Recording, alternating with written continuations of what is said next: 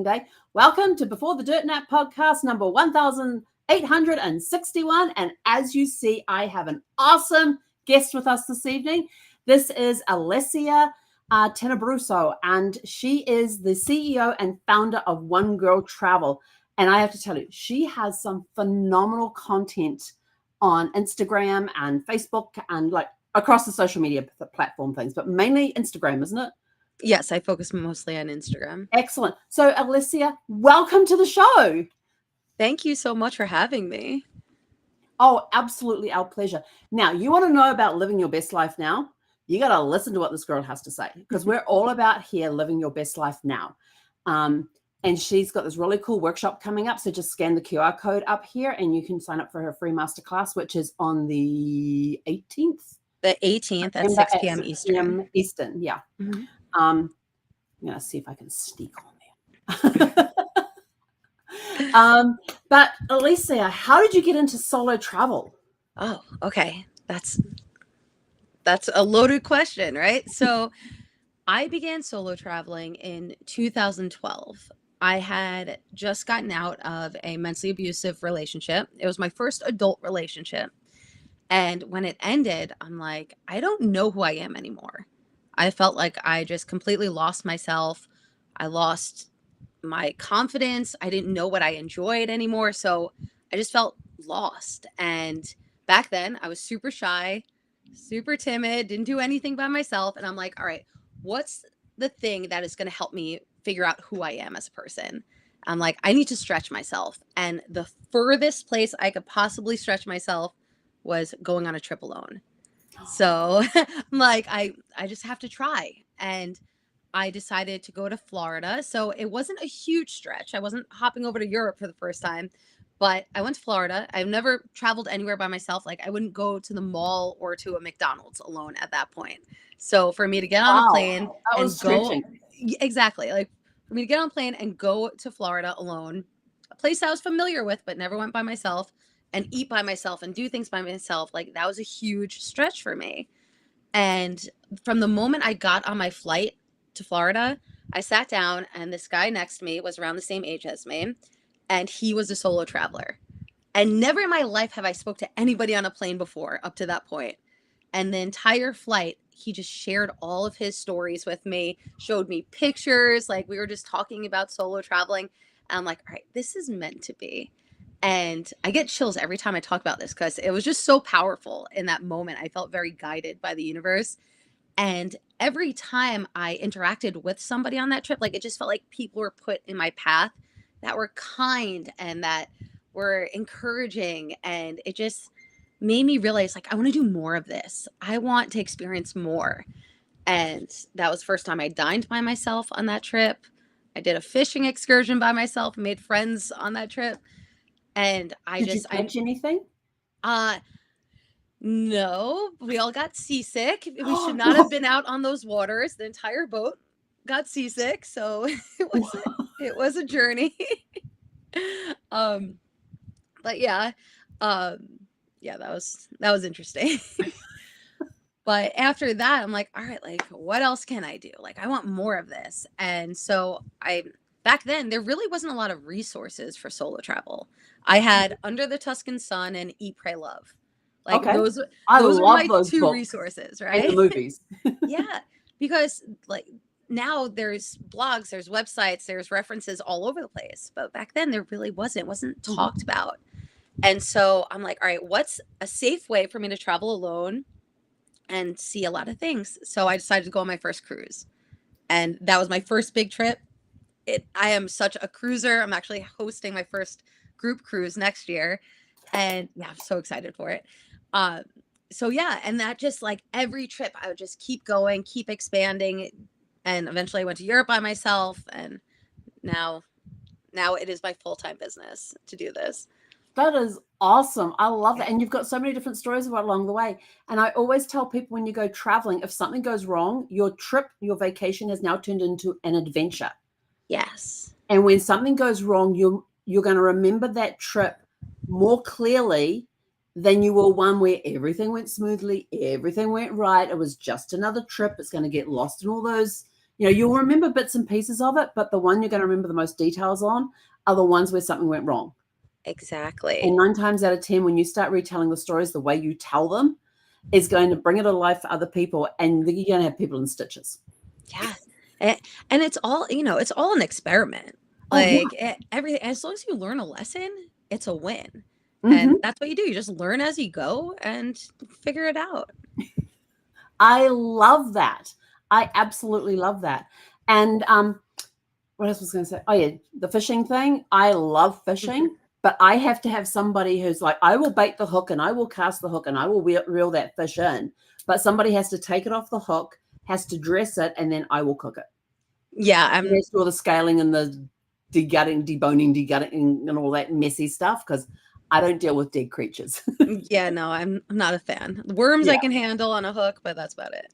I even thought at one point of, like, with living in the RV, that's solo travel completely for me since my husband passed, and it's a whole nother adventure, a whole nother story. We'll talk about that one another day. But I always thought about, maybe because they had this place we stayed where they had nice lakes, you could go fishing. But what if I just got a fishing line with no hooks, just with the sinkers on them, and just cast them out there so I could just sit there and fish? Okay. Not worry about catching anything. And I thought, then knowing my luck, a fish will come along and swallow the thing, and now I've got to deal with a fish on the end of a hookless line. You'll be doing the Heimlich to the fish, trying to get it out. Yeah, that's not going to go over very well. So my next question for you is, it's about what does living your life to the fullest before the dirt nap mean to you? Okay. So it means not waiting. That's a big part of all of this.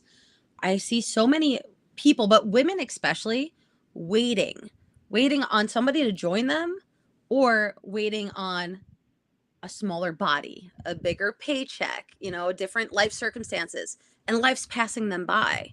Yeah. So the big thing is, like, to just live life the way you want to live it without waiting on other people.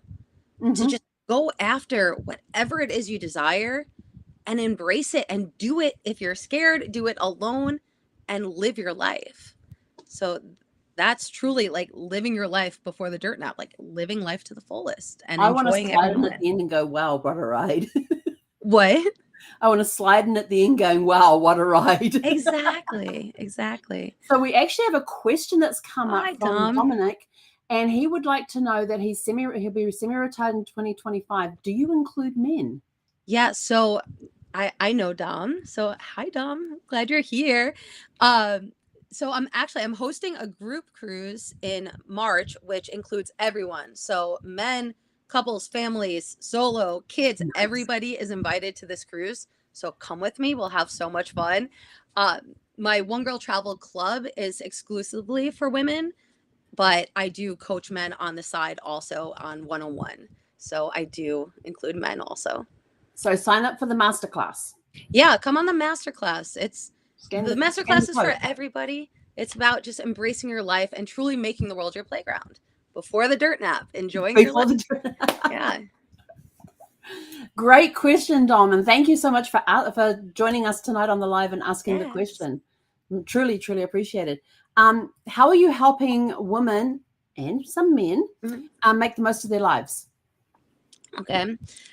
And that's a loaded question also. I feel like to make the most of their lives is equipping them with the tools they need for their mindset, like what's holding them back from doing the things that they want to do. Because it all comes down to mindset and what we tell ourselves, our limiting beliefs about our capabilities and what's available to us. So equipping them with those tools is one, and then actually helping them take action when they have those tools and go out and doing it. I'm personally I'm able to learn by doing rather than, I can research all I want, or for anybody, you can research all you want, but the actual growth happens when you're doing it. Absolutely. So encouraging people to actually do it, to try. And like I said, you can't fail. You're just going to learn, and you're going to just pivot and figure it out along the way. Yeah, see, I come across a lot of people who turn around, and when they find out I'm from New Zealand, they're like, oh, I've always wanted to go there. I said, so what's stopping you? Yeah. That's my very first question. When they say, I've always wanted to go, I go, what's stopping you? Or I ask them, when are you going to go? Yeah. I actually want them to put a date on it. Yeah. And Yeah, and Dom says, I agree. Being afraid is scary, but also exciting. Absolutely, Yeah. totally agree. Like my first cruise after my husband passed, I went on he passed in September of 2017. My first cruise, now I had been on a couple of cruises by myself without him, Hmm. but when he was alive, it was a different thing. All of a sudden, he's not there anymore. So I can't text him or message him every day while I'm on the cruise ship. And so my first cruise with him was May. So that's what, 8 months since he had passed. And that was scary. And our original trip for May was to be on Celebrity Millennium going through the Panama Canal from Fort Lauderdale to San Diego. And I said, and our final payment was coming up in January. And I thought to myself, I'm not ready to go on my first 14-night cruise so soon after he passed and visiting countries that I had never been to before. That was my block. Hmm. So what I decided to do was switch it from that to Celebrity Solstice and do the Inside Passage in Alaska, leaving out of Vancouver, doing the Inside Passage and ending in Seattle. And that to me was a way of closing out our travel time that we had done together, because our very first cruise in 2009 was on Norwegian Star, on the Inside Passage in and out of Seattle. And so I thought, well, this is going to places that I know, and I can go look at the stuff that I wanted to go back and see again, because we'd always talked about going back to Alaska. And so that's what I did. But the hardest part for me, I've done a lot of solo travel before I met Brad. I did a lot of solo travel. I didn't do Europe though. I was just across the pond from New Zealand to Australia. We just call it across the pond there, even though there's a whole sea between us. But I didn't actually have an issue traveling by myself. It was, how was I going to handle it emotionally doing this Hmm. without Brad? And so we're there at muster drill. And for those who don't know, that's your safety briefing on board the ship that you are required to attend. And they will actually kick you off the ship if you do not attend. Um, and so I'm standing there with all these couples around me. I'm looking everywhere. There was not another single person to be seen. It was all couples. And they're standing, close together and hugging and holding hands and talking quietly and being all romantic. And all of a sudden, this huge tsunami of grief hit me of, this is my life now. Brad and I will never travel again. Hmm. And all I wanted to do was just become a pile of goo on the floor. But I knew I had to hold. And so that 40 minutes was the longest 40 minutes of my life, when I stood there trying to contain these emotions, not even paying any attention to what the brief was, but just trying to keep myself composed in front of it, because I did not want to deal with that in front of strangers. Hmm. And you know how on a cruise ship where muster drill is, the rule is don't go to the elevators. They're always full. Yes. I tell you, I don't even know what happened, but as soon as they released us, I went straight, and like this wave of people just opened up, and I went straight out to the lobby, and an elevator door opened right in front of me. And it was an empty elevator. So I just went in and pressed my button. I was only going up 3 flights, Hmm. but I just did not want to deal with the stairs. And usually on 3 flights, I'm like, I'll take the stairs. Yeah, not that day. So I stuck myself in the back corner there and just hid back there, tried to make conversation with people, but wasn't really feeling it. Hmm. And just literally ran down the corridor to my stateroom and got in the door and closed the door and just became this pile of goo in there. That was my hardest. That was the hardest thing I had to do. And then after that, it was sort of like, okay, we're not going to be spending the cruise inside this cabin, because I was worried about grief hitting me at any stage. We're going to go out there and we're going to meet people. So I had Casey Kiwi, my little Yes. mascot, tucked him under my arm, and off we went. He went with me everywhere on the ship, and he would sit there on the table when we're having dinner and everything. And he was our. I would tell you, most of the crew by the end of that cruise knew who Casey Kiwi was. In fact, Casey Kiwi made more friends with the crew than he did with other passengers. Funny. But I got through it, and I did it, and I Yeah. thought, okay, when's my next cruise? And as it happened to be that December of that year. And that one I was fine with, because there was people on board that I knew. Hmm. Whereas I was on Celebrity Solstice, I knew nobody. Yeah. So that was me stretching after. And then, of course, I go and buy an RV and go tripping around North America Yeah. in an RV for 3.5 years. Yeah. But that's the thing, though. You have to take that first scary step into the unknown so you can experience past that, because growth is on the other side of our comfort zones, right? Like, so Yeah. you endured it, you went there, and you felt the feelings, but you got past it. And like, Mhm. it's not going to be comfortable at first at all. Like Mhm. it, I had many trips where I was nervous and scared. Like it took years to get my confidence up where now I can go anywhere. I can do Mhm. anything by myself, no problem. But it was practice over and over again and just embracing the discomfort because you just grow as a person and you also get to know yourself better too. Yeah. And I think it also helps you with your self-love. You have more Mhm. compassion for yourself. You get to really know yourself deeply when you spend that time by yourself, Yep. and it's so powerful. So like kudos to you for doing that because it like you were able to embrace your life in this new chapter because you took that first step. Yeah. Now, have you ever had anybody come up to you? This always amazed me when I was driving the RV. Like I'd be setting up on the campsite with the RV, Mhm. hooking up the power and the sewer line and the water line and everything else.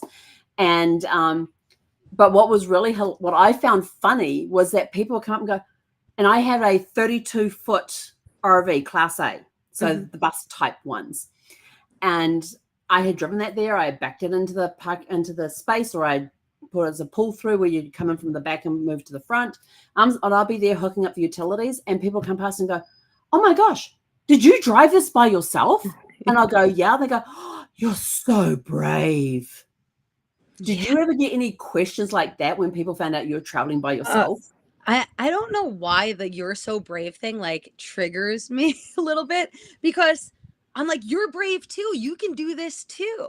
Yeah. I'm not special, you can do this, you're Mhm. just like everyone's capable of doing this. But yeah, all the time, but it's dining by myself, going on a trip by myself, all of that, like, I think people are, one, curious about your situation that you're there by yourself, um, but also people sometimes feel like they're not capable of doing it, so they're reflecting their doubts onto you. Mhm. And knowing that, like, okay, I'm doing this for me and I'm confident enough myself to move forward, even though I might be uncomfortable, it's so powerful. And I'm sorry, I see Dom's comments, and Yeah. Dom has personally seen my transformation. And yeah, it is powerful to grow through doing things that just strengthen you and challenge you. And a lot of the times when you're going through those situations, like, my husband had cancer for 9 years, 8 months, and 3 days. And we had that whole battle going on the whole time. But what you don't realize at the time is how much growing you're doing as you go through these things. Hmm. It's not till, sorry, my dog, It's okay. her first day home again. Aw. Yeah. So she's just wanting to make sure that mama's okay. We're okay, sweet girl. She's my emotional support animal. She's very good at that too. Um, but you at the time you don't realize how much growing you have done till you get well beyond the other side, Oh and you yeah. look back and go, "Oh, I was able to handle that. I did handle that. I was." You're such a good girl. You go lay down. Mama's okay. You can go lay down. Okay, good girl. Yeah, Yeah. reflecting. I think it's so important also to take that time to reflect Yeah. and celebrate the Hmm. growth that you've made along, like, how whatever time period is applicable to your life, but to celebrate yourself and to honor all of the things that you've overcome. We Absolutely. should all be celebrating ourselves as much as possible. Yeah, one question Brad used to ask me often, I think he was expecting me to change the answer and it never changed. He said, "If you could go back in time and change anything, would you?" I went, "Absolutely not. I Hmm. wouldn't change one moment." And he's sort of like, "What, not even me getting cancer?" I said, "Not even you getting cancer." And he's like, "Why?" I said, "Look at all the blessings that we have had along the way because of cancer. Look at who we are today." I said, "We would not be these people today had it not been for cancer. We would not have been through this growth that we've been through had it not been for cancer. There are a lot of people that are now in our lives because of cancer." Hmm. And he was sort of like, "Oh." But when I was doing his eulogy at his funeral, I said, if somebody was to ask me that question today, I would just ask for more time. Yes. But apart from that, I wouldn't go back and if people ask me that today, I wouldn't ask for more time now because I wouldn't be the person I am now. because of all the challenges I have gone through, the growth, the learning. And I've just, I always promised him that I would keep moving forward. I wouldn't stagnate. And when the times I did, I remember that I made that promise to him to keep moving forward. So I'd get myself up, put on my big girl panties, and off I'd go again for the next challenge. It's amazing. Yeah. But it's just sort of like, what is somebody else? Where is the place you have visited? Oh, I've been a lot of places. I've been a lot of places. I've been to Australia by myself, done Sydney and Melbourne by myself. Love Melbourne. That was my jam. I went to Europe with my husband when he was alive. We did Europe. We did a river cruise there. I've been to 26 states, I think it is, in my RV by myself. Best place. Oh, that's like asking me what my favorite book and movie is. That is an impossible question because every place has their own best of. It's true. It is. And, where was the best cathedral that you saw? And where was the best bridge that you saw? Everything has its own best of when you're doing it when you're looking at it that way. I absolutely love Prague. The city Prague was absolutely gorgeous. I loved the tour that we did through that. Loved the astronomical, is that what it was called? The astronomical clock that they have there. Budapest. Oh my gosh, I love Budapest. We got to spend 3 nights in Budapest at the end of our river cruise because we were blacked out from flying on Friday, Saturday, Sunday with our airline miles. And so we spent 3 nights in Budapest in December, a couple of weeks before Christmas, and had a blast.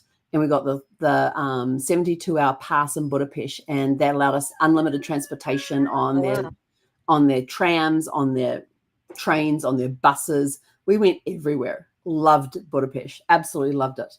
And they gave some things you got free entry, some things you got a discount on it because you had this little card. And we had a blast in Budapest. And we were over there for the Christmas market. So, nice. Yes. So we learned that the Christmas markets at night change because all the tourists are gone. So all of the locals come out, and it's this big community party every night. Fun. And more booths are open at night than there are during the day. There's more food options out there. There's more handcrafts that are out there as well. So we had a blast out there. That sounds amazing. Oh, it was. I absolutely loved it. And then in where did we go? Vienna. Went to the Schönbrunn Palace. That was unbelievable. And of course, my favorite thing is secret rooms and secret passages. And this palace was full of them. And the tour guide will point out the entrance to the secret passage and certain rooms and things, because that's how the servants moved around the castle, around the palace, was in these secret passages and things. So they weren't seen in the hallways and stuff. That's awesome. But yeah, every place has its own thing. So you can't really pick one best place. If I really want to be biased, I can say New Zealand. But then Alaska's pretty close because it's very similar in topography to New Zealand. Mm-hmm. See, I have a favorite. Scotland is my favorite place in the world. I haven't been there yet. Oh my God. Yet I have big, strong Scottish roots there. I love Scotland. It is my absolute favorite. Yeah. Dominic loves the backstories. Yeah, and I've never been to Portugal. That's on my list. Dom said he wants to retire there. That's awesome. I've got a few friends that want to retire in Portugal. Yeah, I know a lot of people that live there. Portugal. Yeah, a lot of people are moving to Portugal. What's the attraction? Are they paying people to move to Portugal? I don't. Now, for those that are wine lovers, I understand the Douro River has a really good winery, a lot of good wineries along it there from Portugal into Spain. And you can do the river cruises. There's a wine river cruises that you can do there. Fun. On the Douro River for those that like their wine. I don't drink, so I just point out the good spots that I've heard of. Let people find out for themselves. So what other advice could you give people who are looking at traveling by themselves? My advice is, figure out what your dream vacation is and put it on the calendar. Yeah. Yeah, that's great advice to schedule it. Yes, because once it's scheduled, the brain's going to start figuring out, okay, you want to go on there? Let's get it done. Yeah. And the brain starts working towards that.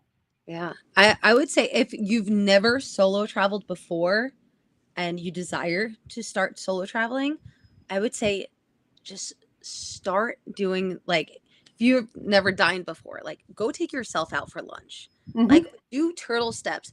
Go get a local hotel room for a weekend and go into a hotel by yourself and just pay attention to your thoughts while you're there. Like you can start embracing solo travel at home. You don't need a passport to start. You just these little steps, and even if you don't desire to solo travel and you just want to recharge your soul, like go and do things by yourself and just work your way up and expand yourself each time. Like I couldn't imagine going from never doing anything by myself to going to Europe alone. Like for me, that would be way too much of a drastic stretch. But for me to go to Florida, that was great. That was my Yeah. first step. The cruise, then more cruises, then Europe. Like I worked my way up and I learned as I went, and I gradually grew as a person also with each trip. So Yes. I would say just start doing it and Hmm. start embracing the solo travel lifestyle and taking time for yourselves and enjoying your own company, because that takes work also to truly enjoy your own company when you're at a table by yourself or at night in a hotel room when there's no distractions. That's when the real work goes into it. Yeah. And sometimes just even when you're in a hotel, it's like, do I order room service or do I go downstairs to the restaurant? Do I go to a Go local out. restaurant? And it's always get your butt out the door. Yeah. Go Doesn't out matter if it's unless in the hotel or if it's in a bar nearby or a restaurant nearby, just get out. But I have this thing that's called the staycation challenge. mm, And it's all about turning your house into your hotel or going to a hotel in a nearby city or town and just becoming a tourist within that. Now, I yes. like to teach people to be a traveler rather than a tourist. But, if I was to turn up on your doorstep tomorrow morning and say, show me your local area, what would you do? What would you show me? And if you don't know these spots and yet you're from this area and you meet people in other parts of the world that will ask you questions, excuse me, thank you, in other parts of the world, um, and they're saying, oh, I want to come to your area. What is there to see and do? Mm-hmm. And one of my favorite things with Uber drivers is I had to go to Milwaukee for a weekend for an event. And so the Uber driver's taking me over to Walmart because I had to go get a second bag to bring it home. I bought too much. And I said, oh, I've only got today in Milwaukee. What is there to go see and do that is nowhere else in the country that you can see nowhere else? And he says, oh, you want to go see the domes? And I'm like, what are the domes? And so he told me about them. And I was just like, that's fantastic. So when I got the Uber back to the hotel, I said to the guy, I says, now what's in Milwaukee that I can go see and do that I find nowhere else in the United States? What is one of your local attraction points? And he's sort of like, I don't know. He had no clue. Mm-hmm. And so this is why it's important to know your area so that when people, and like in the 80s, there was a commercial in New Zealand that was, don't leave home till you've seen the country. And it was about this guy that was tripping around different areas and finding out that the stuff was back at home. Mm-hmm. Some of the things that he had there. And and there was people that went up that did an Alaskan cruise. So I found about Alaskan cruises. There was family members of mine that went to Alaska and they were on a cruise ship and they're turning around and they're going, wow, they were in the fjords, cruising the fjords. They go, wow, this is just like being in a fjordland. And they're sort of like, yeah, this kind of reminds me of, and they'd start naming off the sounds that we have down there, which are actually fjords. And another couple from New Zealand turned to them and says, really?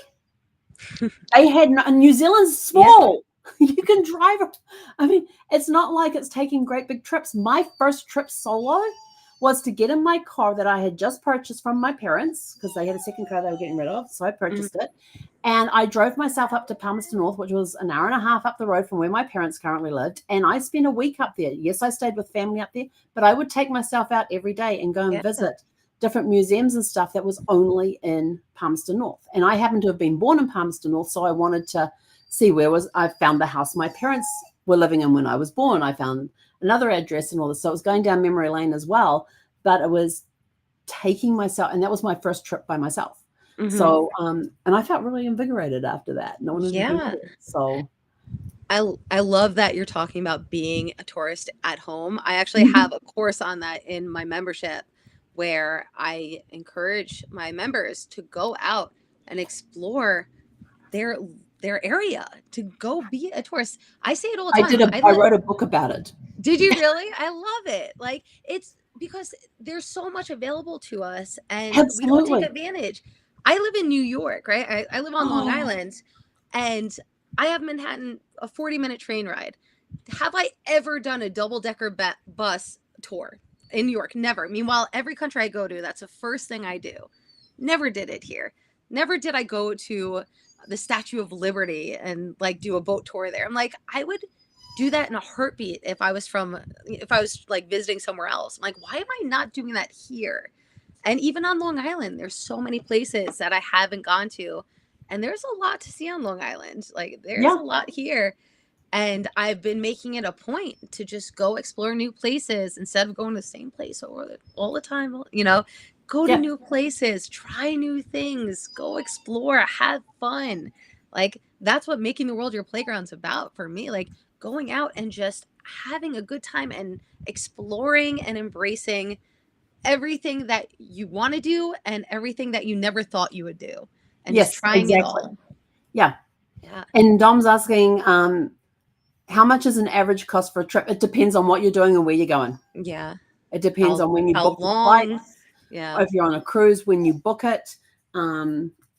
If you go through a travel professional, they'll be able to help get you some really good deals. My dog's just gone zooming around the house. It's fine. I don't know what she's doing. It's really dependent on what you're going to be doing and where you're going to be going and what type of hotels you want to stay in. Are you going to be somebody that just does backpacking and stays at youth hostels? Are you somebody that wants to stay in five-star resorts or hotels? Are you somebody who wants to stay sort of like 3-class? Now, I have to tell you, 3-star hotels in the US are very different from 3-star hotels in Europe. The ones in the 3 stars in Europe are more like a 4-star here in the US. So just to give you some frame of reference, if you're looking at 3-star hotels, just bump it up to what's a 4-star hotel in the US, and you've basically got the equivalent if you want to do it that way. Yeah, that's a good fact. But it's dependent on what you want to do and where you want to go. Now you also have to look at what time of year you're traveling as well, because when the schools are out, things are more expensive. And if you're going down south to the southern hemisphere, to Australia and New Zealand, their summer vacation is at Christmas time and New Year. So that is the busiest tourist season, and that's when it's the most expensive because the kids are out. I don't know what she's looking at. That's when the kids are out of school, so the costs are a little higher during that time. So you have to look at, when you're going to be traveling, what's the best time to travel. If you find a really good travel professional, they will know this information. They'll be able to pass it on to you. And you can get some really good deals if you go just a little bit outside of that prime time. Yeah, that's my favorite time to travel is shoulder season. Yeah. I do not want the crowds. If I'm going to Europe, I want to go right before it gets too hot because I don't want to be sweating to death. Like, I prefer, and the frizzy hair from the humidity. Yeah, I prefer shoulder season. I'll take that any day over the busy seasons. And have you ever done a repositioning cruise? No, that's on my list of things to do. Yeah, those can be awesome. I would love to do that. I want to do like a month-long cruise. That's ideally what I want to do. I had clients one time who had to go to some place in the south of France. They looked at using their air miles, and it was going to cost them, with the just the tax portion of it, was going to cost them $1,400 per person on taxes. Wow. Plus the flights and everything else. We ended up getting them, and unfortunately, because of their time constraints, they couldn't go. They couldn't do it this way, but we basically had them fly on their air miles from LA to New York. Then there was a one-way ticket from New York to London. On London, they hopped on a puddle jumper to go across to the south of France where they needed to go. So they weren't flying directly into Paris and then flying down. They were going from London directly over. And we did that as a return flight. When they got back, we then had them go down to Southampton and get on the Queen Mary. And they had a balcony cabin and did a 7-night cruise back to New York, where they then caught their flight from New York back to LA on miles.